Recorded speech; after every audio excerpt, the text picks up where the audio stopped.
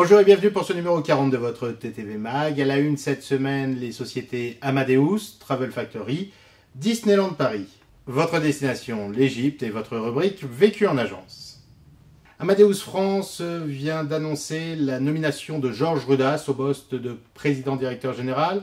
Ancien directeur commercial de cette société pendant 9 ans, Georges Rudas a d'ores et déjà annoncé qu'il souhaitait renforcer le positionnement d'Amadeus France et l'accompagner dans son évolution avec des solutions nouvelle génération. De plus, être présent sur de nouveaux canaux tels que les mobiles ou les réseaux sociaux est aujourd'hui crucial. Enfin, le service à nos clients sera une priorité quotidienne pour l'ensemble des équipes Amadeus, conclut pour cette première intervention Georges Rudas. Autre actualité concernant cette fois le groupe Travel Factory dirigé par Yariva Becerra qui vient d'annoncer qu'il va commercialiser sa production France à l'étranger avec des accords passés ou à venir avec 6 pays européens. Un contrat de représentation a été signé avec un tour opérateur russe, mais pour tous les autres marchés, nous irons en direct, explique Yariva Becerra. La présence de Travel Factory se déclinera de différentes manières, aussi bien à travers des marques blanches que des acquisitions ou encore bien évidemment des partenariats.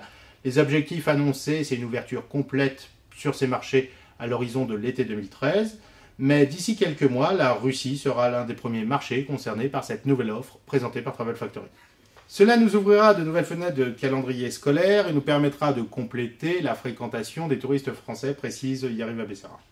L'action de Disneyland Paris a bondi de 30% avec des rumeurs annonçant le retour et une reprise en main par Walt Disney Company. À noter que sur la période du deuxième trimestre de l'exercice 2011-2012, les chiffres sont plutôt bons grâce à des dépenses par visiteur et à une fréquentation des parcs à thème en hausse. Disneyland Paris a en effet bénéficié d'une hausse de 5,6% de son chiffre d'affaires lié au parc à thème. Concernant la destination Égypte, celle-ci connaît un nouveau souffle et a même ce week-end célébré le retour des croisières allant du Nil jusqu'à la Haute-Égypte, ce qui n'était pas arrivé depuis 17 ans. Une croisière célébrée en grande pompe et avec à l'arrivée à Luxor une grande fête en présence notamment du nouveau ministre du Tourisme égyptien. Le nouveau ministre du Tourisme égyptien, Hicham Zazou, a à cette occasion déclaré que le rétablissement de la sécurité est véritablement la clé pour la reprise du tourisme dans son pays. L'objectif pour le tourisme égyptien est donc de revenir à un volume d'activité lié au tourisme dans son pays de 13 milliards de dollars, ce qui correspond aux recettes touristiques de l'année 2010. Hicham Zazou a été nommé début août 2012. Il travaillait depuis 2007 au ministère du Tourisme et était notamment l'un des proches collaborateurs de son prédécesseur. Dans notre rubrique destination, nous vous emmenons donc cette semaine en Égypte et plus particulièrement à Karnak, l'un des hauts lieux du tourisme de la Haute-Égypte.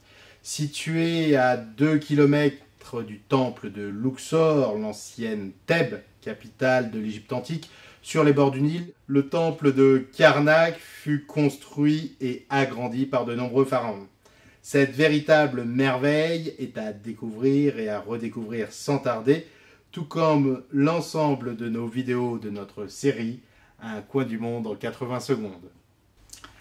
Votre rubrique Vécu en agence avec cette semaine un dialogue au téléphone. Un client appelle une agence et dit « Est-ce que les compagnies aériennes mettent votre description physique sur votre sac afin de savoir à qui appartiennent vos bagages ?» Interloqué, l'agent de voyage répond « Non, mais pourquoi vous me demandez ça ?» J'ai enregistré mon vol et la compagnie aérienne, elle a collé une étiquette FAT, F-A-T, sur mon bagage. L'agent de voyage répond « Oui, mais madame, c'est normal, puisque FAT, c'est le code aéroport de la ville de Fresno, en Californie.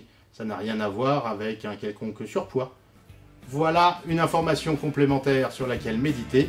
Merci de votre fidélité, portez-vous bien et rendez-vous la semaine prochaine.